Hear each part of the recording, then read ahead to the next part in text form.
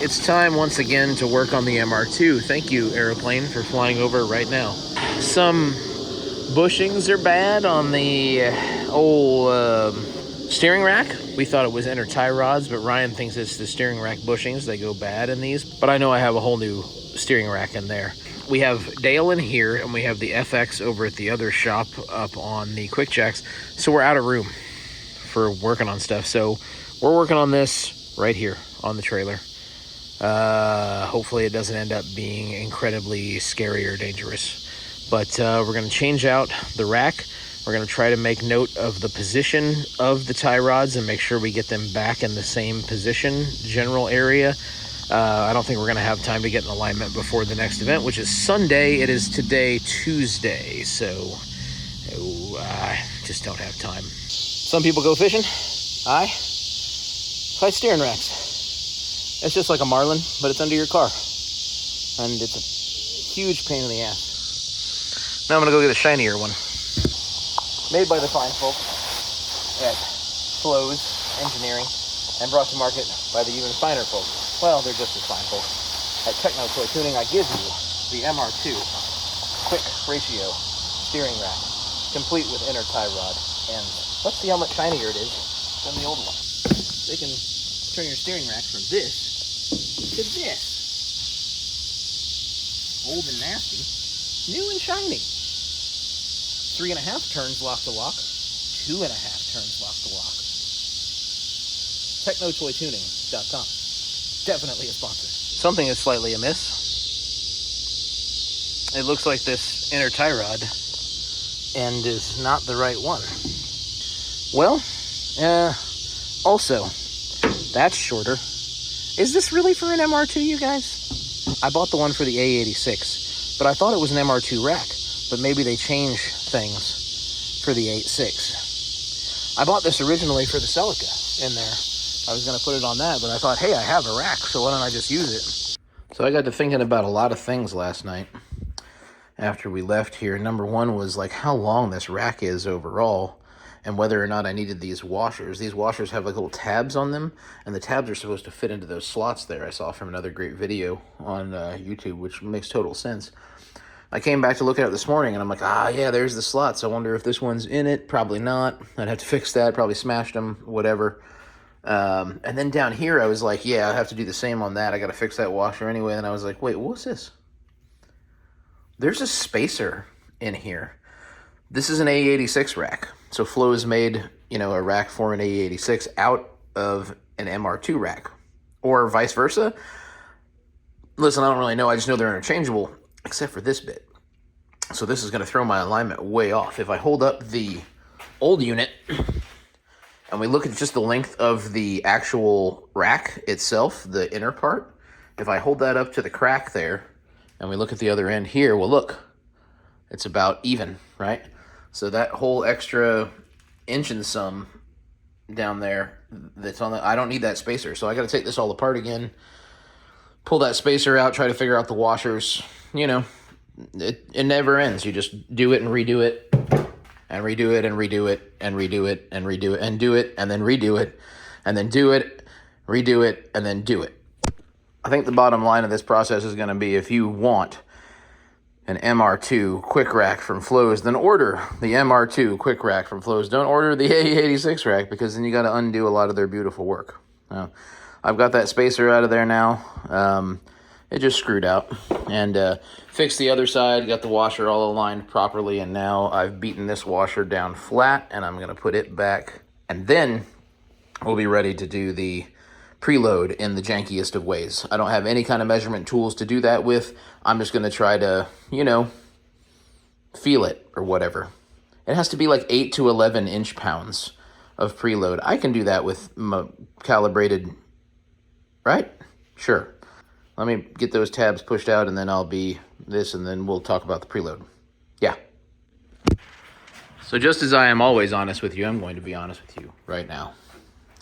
I can't feel any difference in this when I tighten down the center section, which is supposed to adjust the preload, and then this is, the lock for it. I literally can't feel a difference as I tighten it down and loosen it. So right now it feels like, if I had to say, I'm probably only picking up 2 pounds. And 2 pounds would be too much, right? Because it's supposed to be 8 to 11 inch pounds or something like that, right? I'm being very exact about this, I know. But that would be like 1 pound. So it should be looser and easier to turn. That's going to be good enough for me. And if, hopefully, I just don't think you want to get the preload too tight. Because then, of course, your steering is heavier and you might be risking wearing some parts out early. So I don't want to do that. This feels very nice. Whatever that means. So that's, you know, that's where it's going to stay. So now, the true suffering begins. Okay. I slid it in, and now the fun begins. The, new polyurethane bushings are going to fight me a little bit, but I got to get the 2 rack mounts up underneath there and get that mounted up, and then we can see about the pinion and its distance and to reach inside the car. Okay, Techno Toy did not steer me wrong. The intermediate shaft, whatever we call it, was able to extend out far enough to reach down to the new pinion in the new rack. So that's good. Now, I need to go out of the other side of the car and attach the tie rod ends and get the wheels back to straight so that we can get this wheel to straight by picking up the U-joint and straightening it out, blah, blah, blah, blah, blah. And once the wheel's straight, and those wheels are pointed, the straightness with the straight, and then we get the straightness on it. No offense to anyone who isn't straight. You are literally not going to believe this, but I put the tie rod ends in, the wheels are relatively straight, and the steering wheel is relatively straight.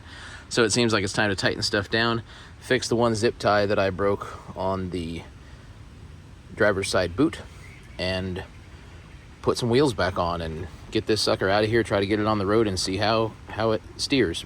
Poorly, I imagine.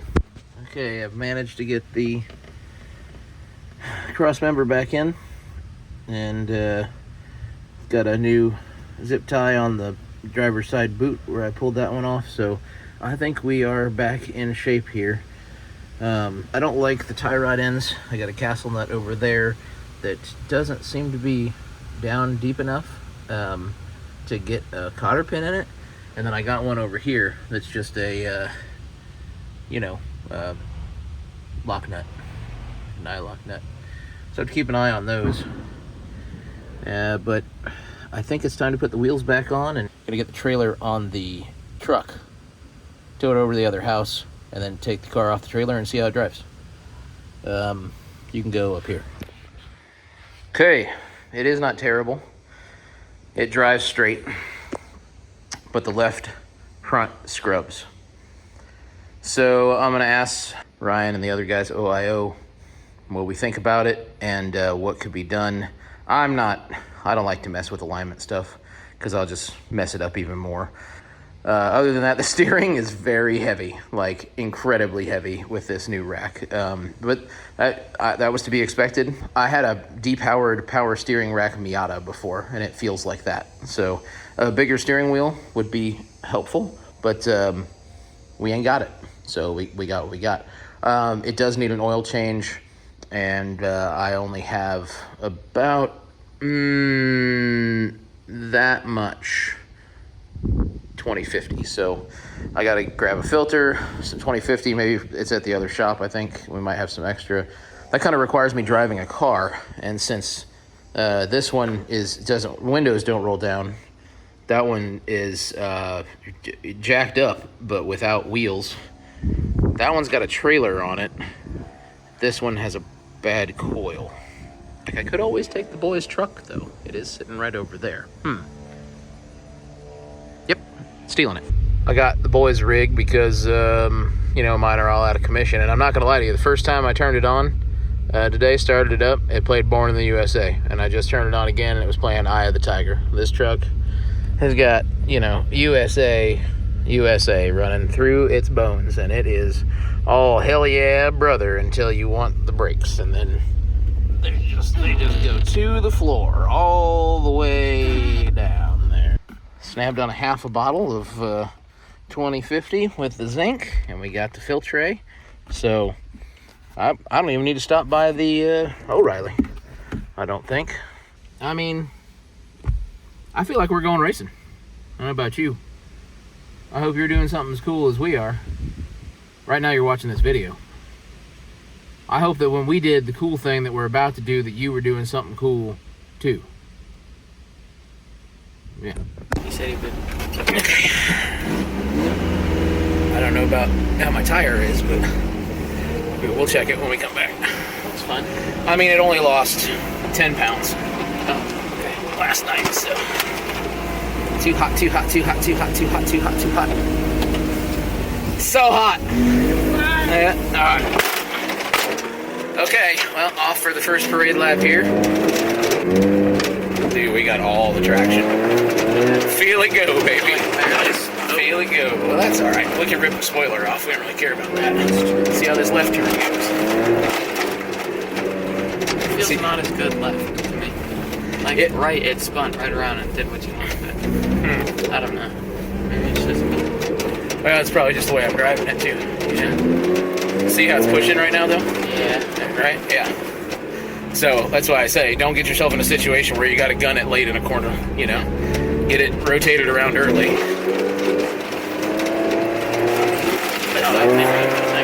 Yeah. It's fine. It's going to be great. And man, it's quick. The rack is so quick. I mean, I'm doing so much less. Look at that. I mean, just, you know, here to there. But here you would have to, like... See how it does. Yeah, see, it's just pushing. So you have to get on the throttle and then lift to make it rotate if you get in that situation. Boy, it's hot. It's so hot. Yeah. There we go. That's a little bit of relief, at least. Yeah. It robs probably 10 horsepower, but, you know, better than not having it. Oh, my God, this is so chunky. Throttle, man. Throttle's going to be the answer out here. It's going to keep you from sliding into stuff, but don't lift off of it. Good God, you lift, you're dead. You take out 3 cones at a time.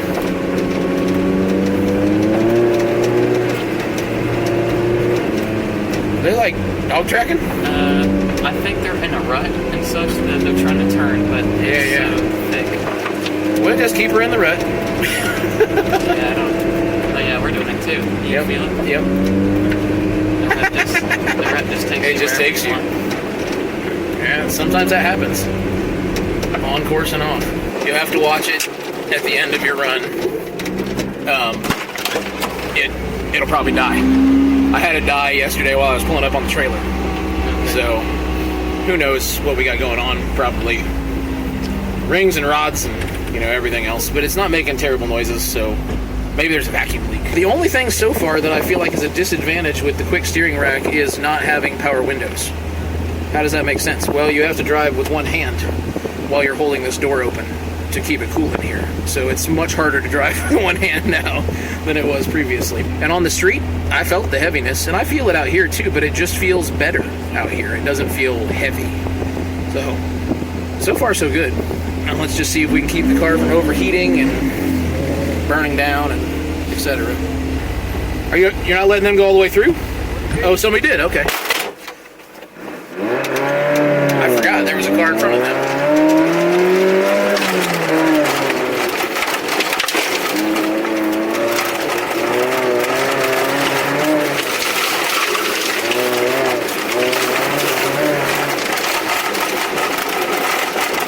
I freaking love this car.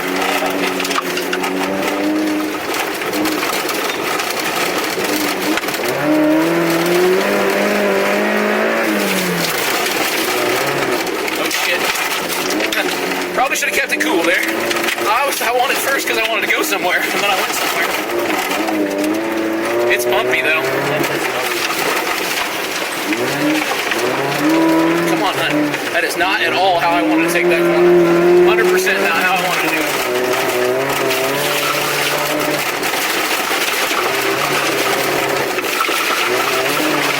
Woo! You wanted to stop sliding, you just mash that gas. Yeah, baby!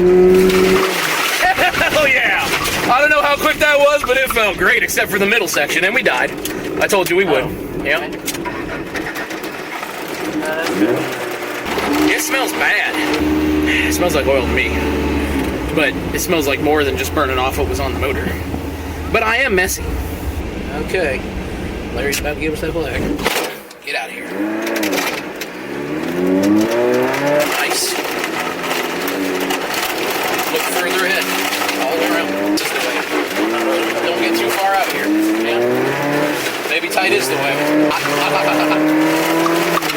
Nice. Yeah, how come it always stays lit for you? because I don't drive it as hard as you do.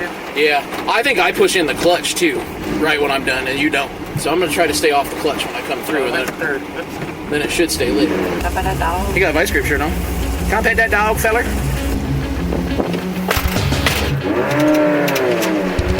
Alter. Almost missed it.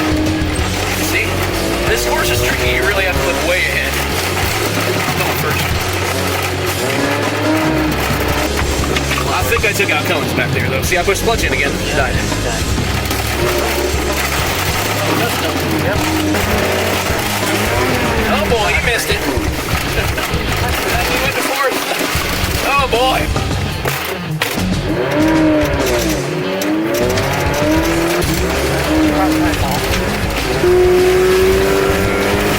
Matted all the way down. Nice.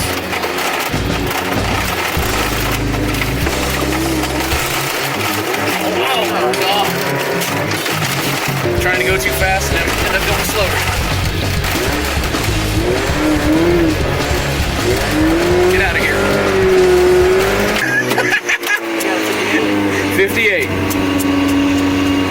It's quicker. What? No, I don't hear it. What do you hear? It's like a slap. It goes slap, slap, slap, slap, slap, slap. Like Tire? That's the problem. Our tire's flat. Is it? Yeah. Okay. We're swapping them. We need a mechanical. You go get tires, and I'll get the jack.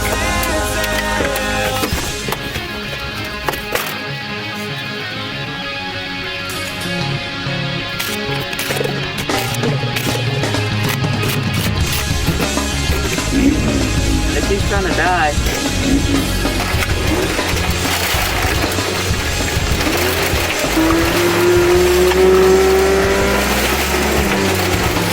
I got off in that big corner. I got way into the fluff and I almost got stuck. I saw you slowed way down. Well, apparently we've done all 5 of our runs, and we are hopelessly out of the lead.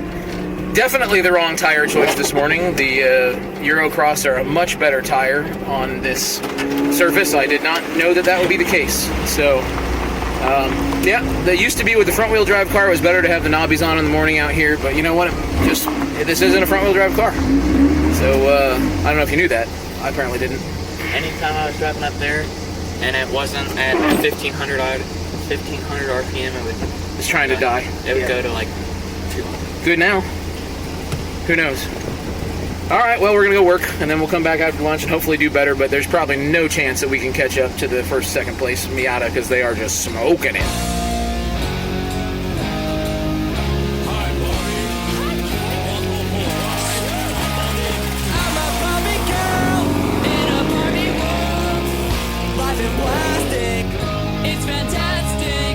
Brush my hair, address me everywhere. Imagination, life is your creation. Come on, Barbie, let's go party. I'm a Barbie girl in a Barbie world. Life in plastic, it's fantastic. You can brush my hair, address me everywhere. Imagination, life is your creation.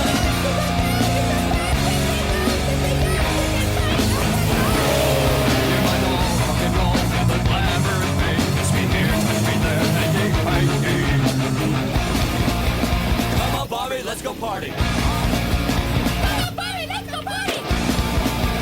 Come on, Barbie, let's go party. Come on, Barbie, let's go party. Come on, Barbie, let's go party. Come on, Barbie, let's go party. Come on, Barbie, let's go party.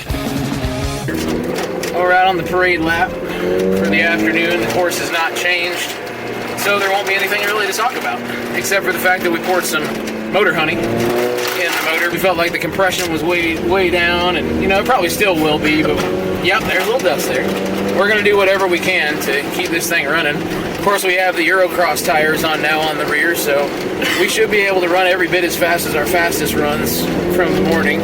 Should be able to, but you know, it goes how it goes. I gotta stop hitting cones, or he's gonna catch me, which would be fine, but I don't want to hit cones. Gotta hang back a little. He went the wrong way. Yep, no, yep. We went the wrong way too. Well, on your parade lap, you do it the right way. Sorry, I moved your chair. I was doing big waves that last time. Dude, I saw you. It's so I had to rip it off. It's awesome. Happy, Pappy? All right, sir.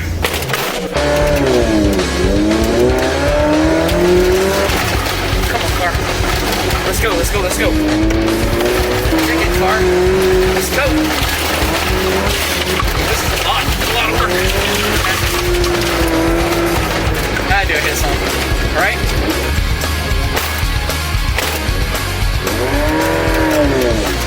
That was a little better.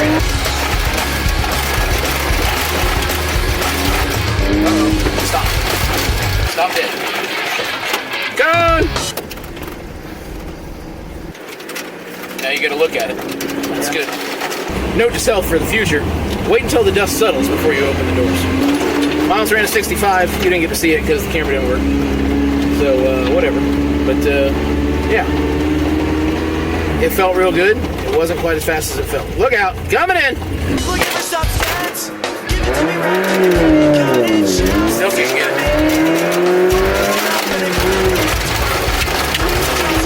Come on, baby. Come around and go. Oh, boy.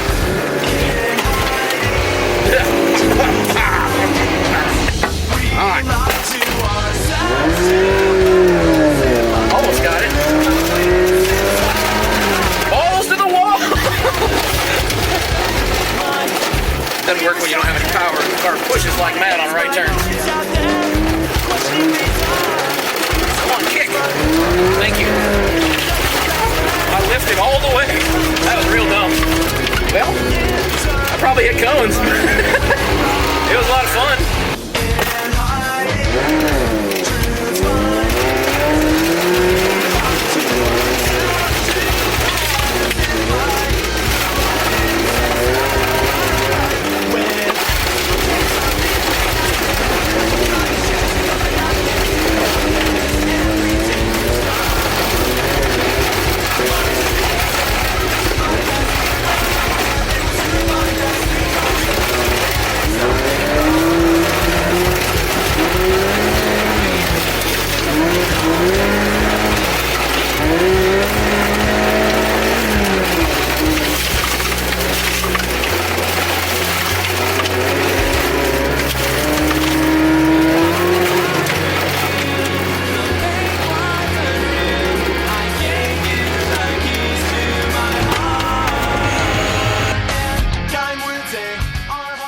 So this time, unfortunately, we return non-triumphant. But that's okay. We still had a great time, and Miles did good dealing with all the ups and downs that this car has to provide, and I think that's the most important, is that he gets that experience. Unfortunately, we suffered our first loss of the season to the hands of Josh Mefford and Niles Davis in the Miata. When the Miata is running right, they can whomp us. And I think there's something, too, about a front-engine, rear-wheel drive car in the sloppy stuff. Maybe not the mud, but I don't know. We just had maybe too much traction for the power that we have, and we couldn't overcome it. I said we had the wrong tires on, and now, we went to the all-Euro cross instead of having the mud tires on in the back. I don't think we had the wrong tires on. I just think that we had the wrong strategy. We were going to second gear like we normally do, trying to save from spinning the tires, but with those knobby tires on, you kind of need to keep it in first and let it eat. So the strategy did not work out, and we could not make up the time. But I felt good that we ran some similar times to the Miata in the afternoon after we swapped over tires. You know, you win some, you lose some, right? But on the season right now, I'm still in first place. I think that Miles is probably still in third, with Josh Mefford in between us at second, and then Niles behind. I don't really know how that's lining out right now, but it's going to be a close race for third, and then a close race for first, with myself and Josh battling it out. So our next event is at Ray Rocks, back in the gravel. This thing loves the gravel. We're going to keep the Eurocross on, probably eat them the rest of the way through. They are not meant for gravel, but we do not have gravel rally tires, and they've given us somewhat of an advantage, I feel like, out there the past couple of times. So this will be the last season for these. We're just going to run them until there's no knob left. But what we have in store for you in the next video is trying to get some of our power back. I think it could be as simple as lost vacuum. So let's say we have some cracked vacuum lines here and there. It's a 40-year-old car. I'm sure some of those old rubber vacuum lines are cracked and whatnot. So I've ordered some new silicone vacuum line, and we're going to take off the idle air control valve and clean that out the best we can and try to keep this thing from dying when it comes back down to idle. And then hopefully get some power back too. If we're losing vacuum, we're probably losing power. So that's the plan, and hopefully get it aligned before the next event, but that is 1 week away at this point. Vacuums, alignments, gravel, machine gun, good times. Until then, I got to get to work on Dale back there, swap the alternator over so I can take him out for a drive again because he's not charging. So that's a whole other video. See you next time. And also, you know, pick your weapon and go out and find your own Apex, because it's better late than never. Bye. Soda. Dale, let's get to it.